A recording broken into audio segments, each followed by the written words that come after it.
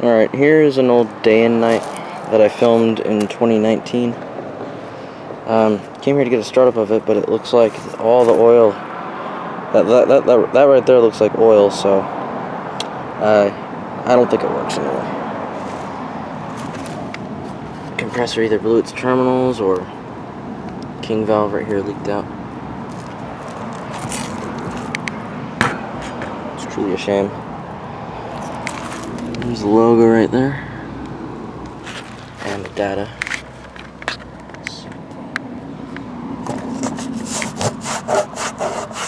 Let's see if I can get the numbers on it.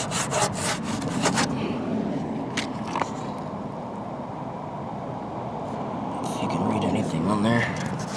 I'll get better pictures with my phone though.